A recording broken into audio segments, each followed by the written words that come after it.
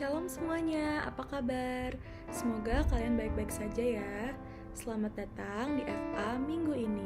Walaupun FA kali ini diadakan secara online, kita harus tetap semangat ya teman-teman dalam memuji dan memuliakan Tuhan. Mari kita sama-sama siapkan hati dan pikiran kita untuk menerima firman Tuhan yang akan dibawakan nanti. Sebentar lagi FA akan dimulai. Dimohon teman-teman tetap menghargai dan menghormati Tuhan walaupun beribadah dari tempat masing-masing. Selamat beribadah, God bless you.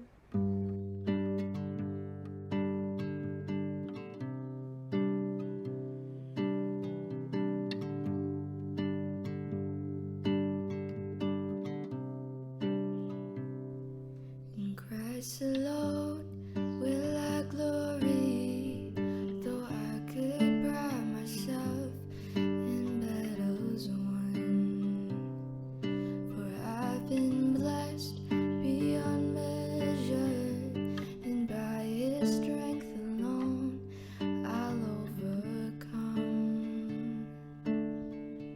And oh, I could stop and count successes like diamonds in my hands, but those trophies could not equal to the grace by which I stand.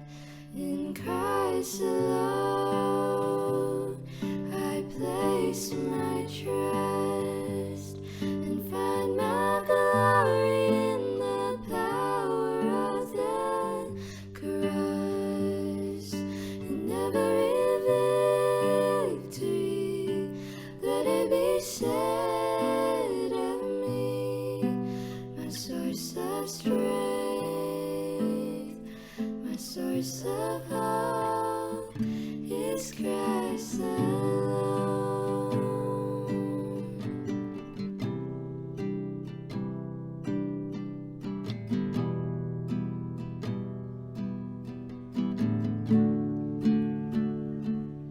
In Christ alone do I glory, for only by His grace I am redeemed. For only His tender mercy could reach beyond my weakness to my need. And now I seek no greater honor than just to know Him more, and to count my gains but losses to the glory of my Lord. In Christ alone I place my trust and find my glory in the power of the cross. In every victory, let it be said of me, my source of strength, my source of hope. In Christ alone I place my trust and find my glory in the power of the cross. In every victory, let it be said of me, my source of strength, my source of hope, my source of strength, my source of hope, my source of strength, my source of hope is Christ alone.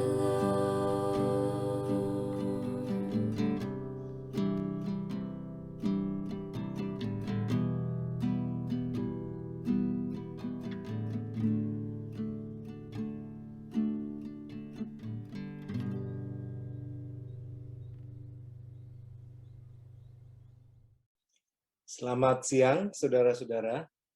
Senang sekali kita bisa berjumpa lagi di dalam Persekutuan Mahasiswa Kristen Fakultas Kedokteran UPH.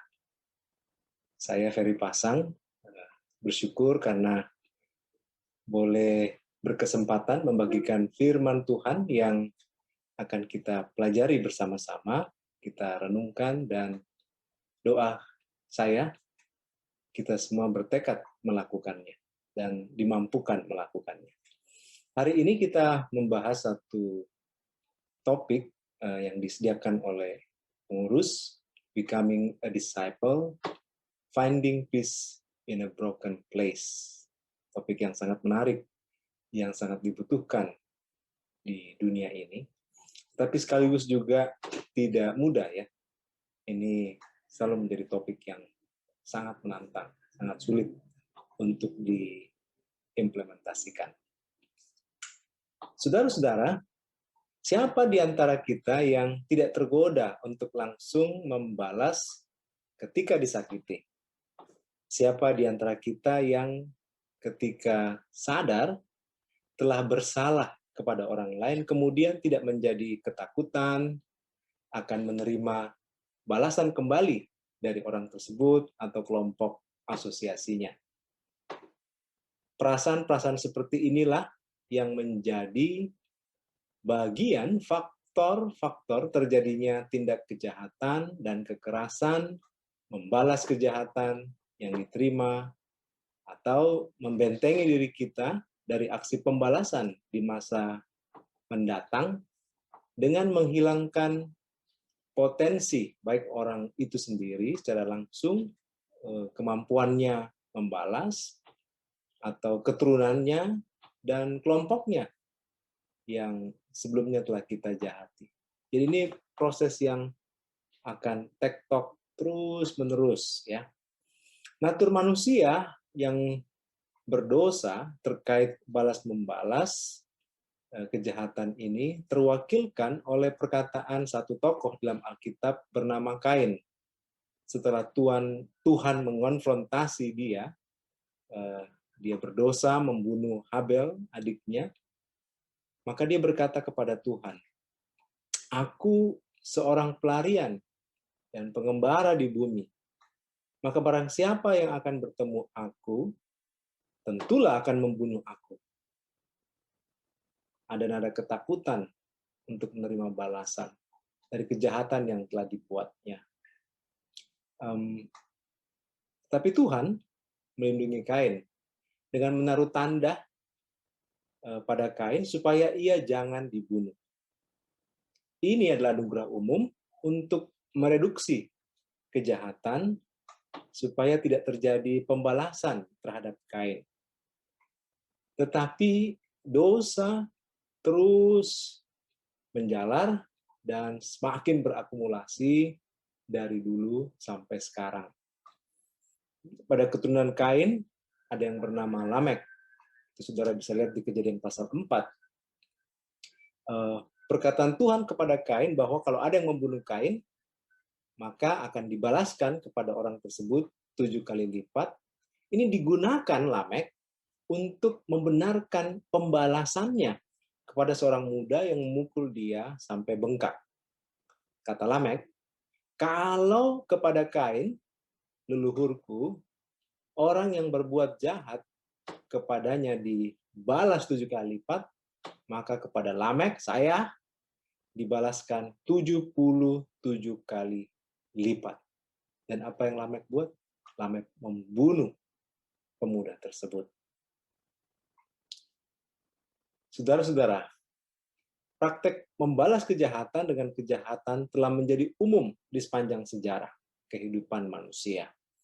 Hal itu dianggap normal hingga di suatu titik waktu dalam sejarah ini, sekitar 2000 tahun yang lalu, dari mulut Yesus, orang Nazaret, seorang anak tukang kayu, yang sekaligus anak Allah yang menjadi manusia, berkata, "Kamu telah mendengar firman, mata ganti mata, gigi ganti gigi.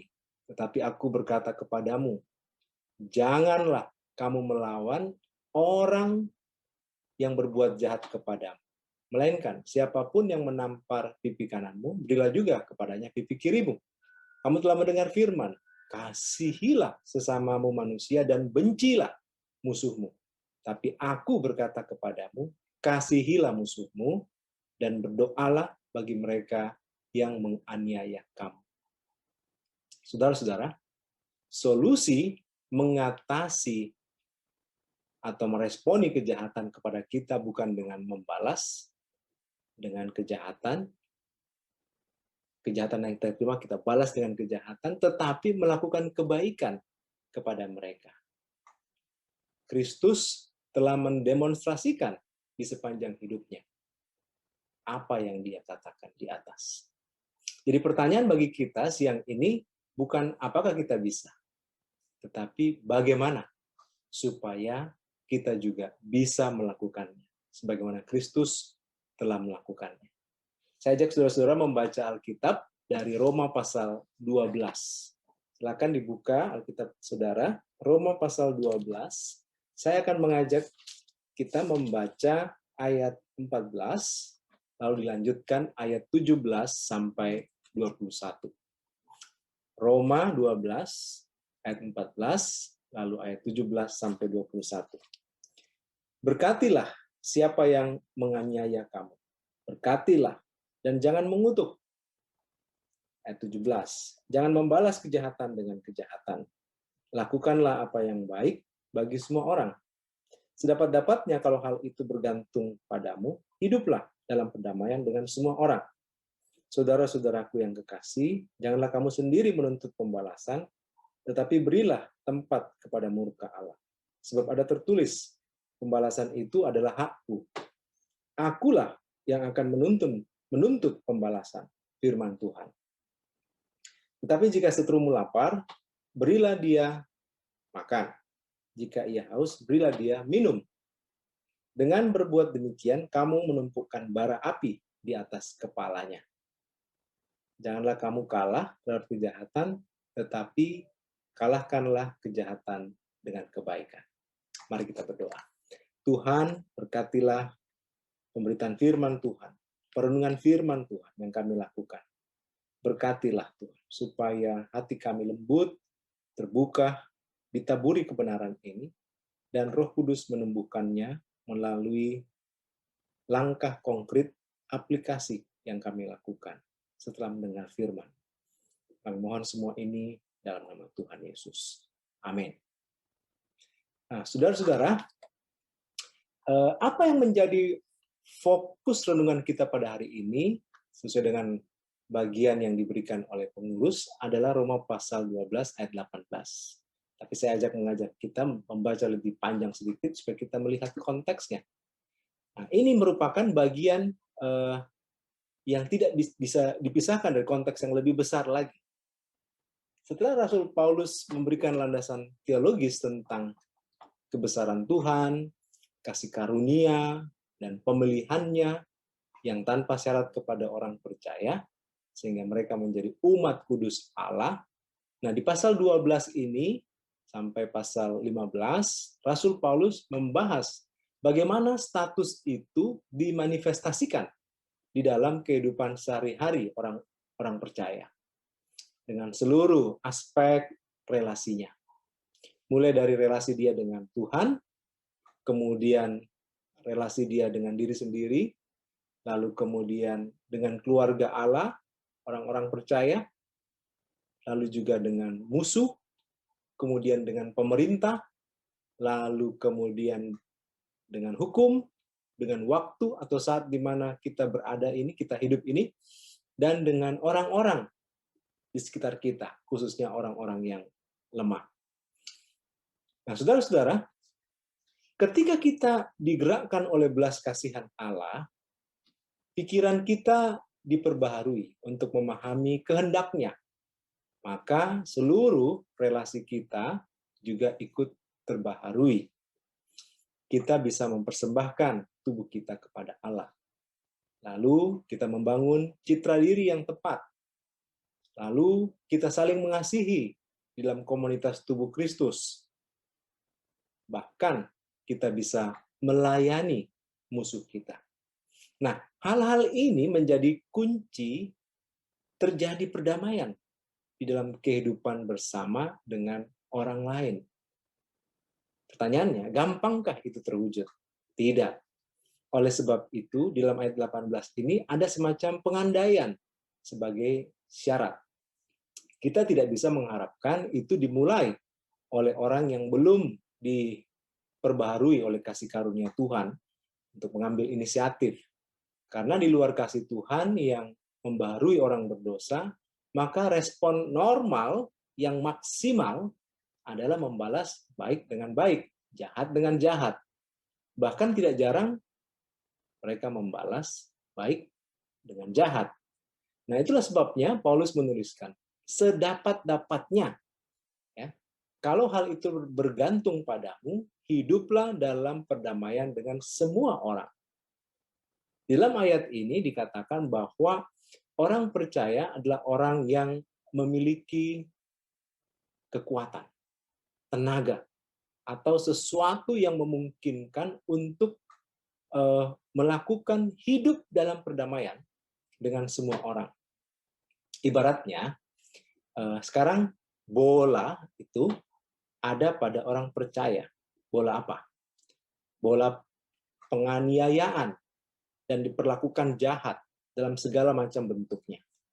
Nah, apakah kita mau melemparkan kembali bola yang sama tersebut kepada orang yang melakukannya kepada kita, ataukah kita kesampingkan dan menggantinya dengan bola lain, yaitu bola kebaikan? Godaan natur berdosa kita adalah jika kita telah dianiaya dan diperlakukan jahat, maka sepantasnya adalah melemparkan kembali bola yang telah kita terima itu, bola kutukan, bola pembalasan kejahatan dengan kejahatan, pembalasan dengan dendam kesumat kepada orang yang telah melakukannya kepada kita.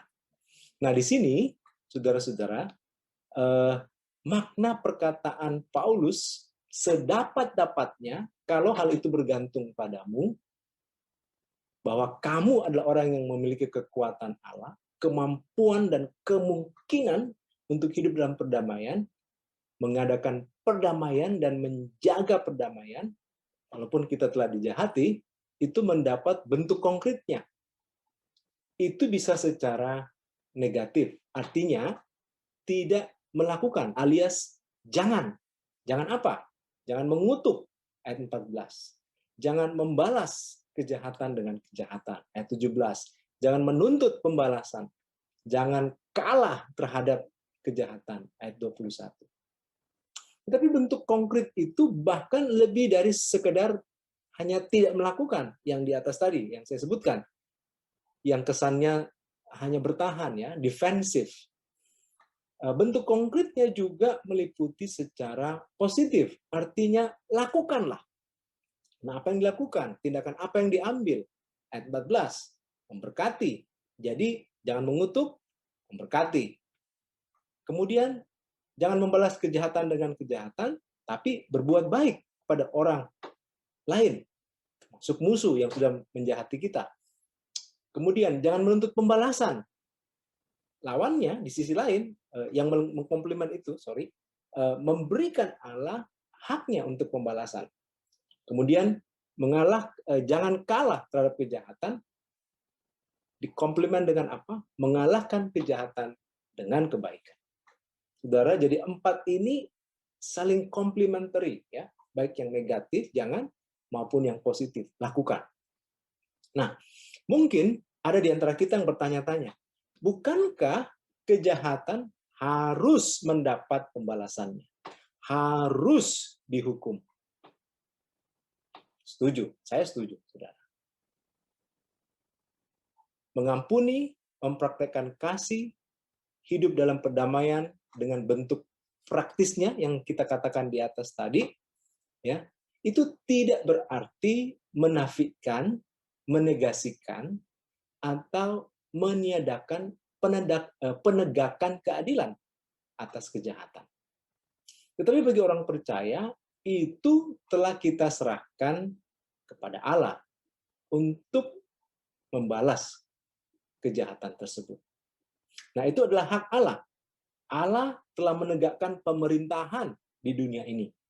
Tujuannya apa? Memberikan kepada mereka pedang supaya mereka lah menjadi agen Tuhan, instrumen Tuhan menegakkan keadilan di dunia ini, menghukum kejahatan. Nah, bagian kita secara individual atau kelompok yang bukan menjadi bagian dari pemerintah itu adalah melakukan kebaikan, melayani musuh kita, bukan membalas kejahatan dengan kejahatan. Kalau musuh kita lapar, kita kasih makan. Kalau mereka haus, kita kasih minum. Nah, itu saudara-saudara, tindakan demikian ibarat menumpukkan gitu ya, bara di atas kepala seseorang. Menumpukkan bara sebenarnya ini adalah ritual dari kebudayaan Mesir kuno yang ditunjukkan oleh seseorang yang bertobat dari dosa-dosanya. Nah, tindakan tersebut sebenarnya adalah simbol dari perubahan pikiran yang merupakan hasil dari tindakan kasih yang telah diterimanya dari orang yang telah ia jahati sebelumnya. Itu membuat dia bertobat, lalu kemudian dia menyatakan dengan tindakan tersebut suatu simbol perubahan pikiran. Nah, di sini mengalahkan kejahatan dengan kebaikan. Nah, hal di atas juga menolong kita melihat dua perbedaan, saudara-saudara. Ya, ada dua perbedaan kewajiban, yaitu kewajiban individual dan kewajiban pelayan atau pelayan masyarakat atau public servant. Pemerintah sebagai individu, orang-orang yang telah dilahirbarukan oleh Roh Kudus dan juga sebagai warga negara, kewajiban kita adalah mengasihi dan melayani pendosa dan pelaku kejahatan, termasuk yang melakukannya kepada kita secara langsung. Tetapi ada orang-orang yang diangkat sebagai pelayan masyarakat, termasuk di dalamnya orang-orang Kristiani. Nah, kepada mereka kewajibannya adalah mereka agen murka Allah, mencegah kejahatan. Kalau mereka telah melakukan kejahatan, akan mereka bawa mereka kepada pengadilan. Dan kalau di pengadilan terbukti bersalah, mereka menghukum pelaku-pelaku kejahatan ini. Nah, tentang tidak membalas kejahatan dengan kejahatan, sebaliknya melakukan kebaikan kepada mereka, Kristus juga mendemonstrasikan hal itu di dalam peristiwa penyaliban. Dia tidak langsung membalas orang-orang yang menghujat, memukul kepalanya, meludahi wajahnya, memaku tangan dan kakinya, menyalibkan dia di atas kayu salib. Walaupun dia memiliki kuasa di atas segala kuasa.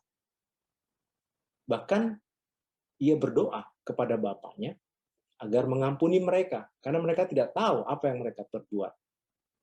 Tetapi di sisi lain, saudara-saudara, dia mempercayakan Allah Bapa, Bapaknya sendiri, akan menegakkan keadilannya kepada orang-orang yang telah berbuat jahat tersebut. Saudara bisa lihat ini dengan sangat baik dituliskan oleh Rasul Paulus dalam 1 Petrus pasal 2 ayat 23. Jadi saudara-saudara mengutip seorang teolog yang bernama F.L. Goddard, dia mengatakan bahwa jalan salib itu adalah sebuah mahakarya kasih. Keren ya. Nah, saudara-saudara, ketika merenungkan bagian ini, saya teringat beberapa minggu yang lalu saya menonton satu film berjudul Unbroken. Ini film diambil dari sebuah buku non-fiksi, novel non-fiksi, yang berjudul Unbroken, A World War II, Story of Survival, Resilience, and Redemption. Nah, di dalam bagian ini dikisahkan satu tokoh, Louis Samperini, ya, seorang Amerika keturunan Itali, dari anak yang badung, pemberontak, kemudian bermetamorfosa menjadi seorang pemuda yang sangat disiplin, tahu tujuan hidupnya untuk apa, lalu kemudian dia menjadi seorang atlet berkaliber olimpiade. Nah, tetapi kemudian pecah Perang Dunia Kedua, Amerika negaranya terlibat di dalam perang ini dan memanggil orang-orang muda untuk ambil bagian di dalam peperangan ini. Maka dia mendaftarkan diri menjadi salah seorang perwira di dalam angkatan bersenjata Amerika di bagian angkatan udara. Ya, dia menjadi seorang pilot. Dalam satu misi penyelamatan terhadap rekan-rekan mereka yang pesawatnya jatuh, dia ditugaskan untuk hal tersebut. Di tengah perjalanan pesawat yang dia kendarai itu, yang dia piloti itu, kemudian mengalami masalah, mesin terbakar, lalu mereka harus mendarat darurat di atas air. Nah, dari tim yang dikirimkan dalam pesawat ini, hanya 3 orang yang survive. Lalu selama berhari-hari, total sepanjang 47 hari, mereka terapung-apung dan mengalami segala macam penderitaan di dalam masa terapung-apung tidak jelas nasibnya di samudra luas. Suatu ketika dia dan teman-temannya dihantam oleh suatu badai yang sangat besar, yang secara pikiran manusia dia merasa tidak mungkin bertahan hidup, pasti tenggelam di lautan. Tapi kemudian dia berseru dan berkata kalau Tuhan menolong dia melewati badai ini, seluruh hidupnya adalah untuk Tuhan.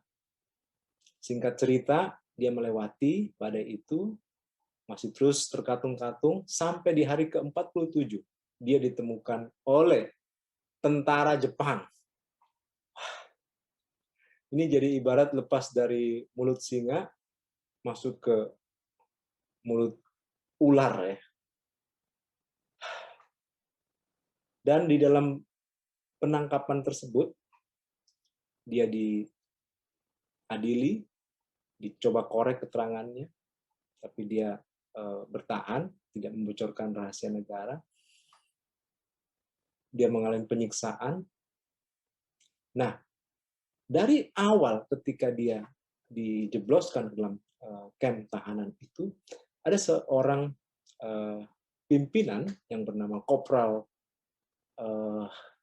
Watanabe, ya, Mitsuhiro Watanabe, itu dari awal mengenali di dalam orang ini ada kekuatan yang luar biasa. Bukan hanya secara fisik, dia bisa bertahan 47 hari, tetapi ada kekuatan mental yang luar biasa. Ada spirit yang luar biasa di dalam dirinya.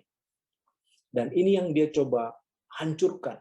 Dia coba runtuhkan dengan penganiayaan, dengan perendahan, dipukuli, di segala macam hal yang paling buruk yang saudara-saudara bisa bayangkan, hampir semua dialami di dalam masa penahanan ini. Termasuk ketika dia diminta untuk berkompromi, mempropagandakan kebaikan Jepang lewat radio untuk di-broadcast ke Amerika. Dia menolak karena dia melihat ini bukan kebenaran. Dan dari situ dia mendapatkan siksaan yang makin berlipat-lipat ganda. Singkat cerita, saudara, Jepang kalah, lalu dia bersama para survivor lainnya itu berhasil ditemukan, lalu kemudian dibawa kembali ke Amerika. Nah, apa yang terjadi selanjutnya? Louis Samperini ini kemudian menyerahkan dirinya untuk melayani Tuhan dalam kesempatan-kesempatan yang dia miliki. Dia mencoba mengunjungi, membangun kontak kembali dengan orang-orang yang menangkap dia dan menyiksa dia, menganiaya, merendahkan serendah-rendahnya derajat manusianya, martabat kemanusiaannya, dan dia menyatakan pengampunan kepada orang-orang ini. Tetapi Mitsuhiro Watanabe, Kopral, tokoh yang sangat antagonis dalam cerita ini, menolak untuk bertemu dan menerima pengampunan dari Louis. Nah, Kopral ini memang orangnya keras sekali. Dia termasuk dalam 400 orang yang menjadi most wanted war criminal, ya, yang disebutkan oleh Jenderal Douglas MacArthur. Saudara-saudara, ini satu pengalaman hidup dan praktek hidup yang luar biasa. Bagaimana orang yang mengalami kasih Tuhan, menyerahkan hidup kepada Tuhan, diperbarui, bertahan untuk hidup di dalam integritasnya, walaupun menerima semua kejahatan di dalam masa-masa penahanannya itu, tetapi sebaliknya, dia tidak membalas dengan kejahatan, dia melakukan kebaikan ketika dia ada di dalam posisi untuk melakukan itu. Louis Samperin sangat menginspirasi kehidupan kita sebagai orang-orang percaya. Nah, setelah merenungkan firman Tuhan ini, saudara-saudara, saya mengajak Anda untuk merefleksikan di dalam kehidupan praktis saudara-saudara. Dalam seluruh kehidupan dan pikiran kita, sangat penting untuk selalu mengingat dan mempraktekkan dua sisi untuk hidup dalam perdamaian dengan semua orang, yaitu jangan melakukan, don't, dan lakukan, do's. Keduanya sangat penting, perlu, dan baik. Tidak membalas akan menghindarkan kita dari pelipat gandaan kadar dan jumlah kejahatan. Karena kalau kita balas, ya nanti dibalas lagi, dan itu selalu berakumulasi. Dari hal yang sederhana, simpel, bahkan endingnya bisa saling membunuh, perang, dan seterusnya. Sebaliknya, melakukan kebaikan, melayani musuh adalah bentuk konkret mengalahkan kejahatan dengan kebaikan. Nah, mari mengambil waktu, saudara-saudara, mengingat-ingat hal-hal buruk, jahat, perlakuan tidak adil, kekerasan, perlakuan diskriminatif, di-abuse, dibully, entah lewat kata-kata, tindakan fisik, dan lain-lain, yang mungkin telah melukai hatimu, melukai tubuhmu, merusak mentalmu. Apa respon sikap Anda terhadap hal tersebut? Apa tindakan yang telah Anda ambil atau rencana akan lakukan?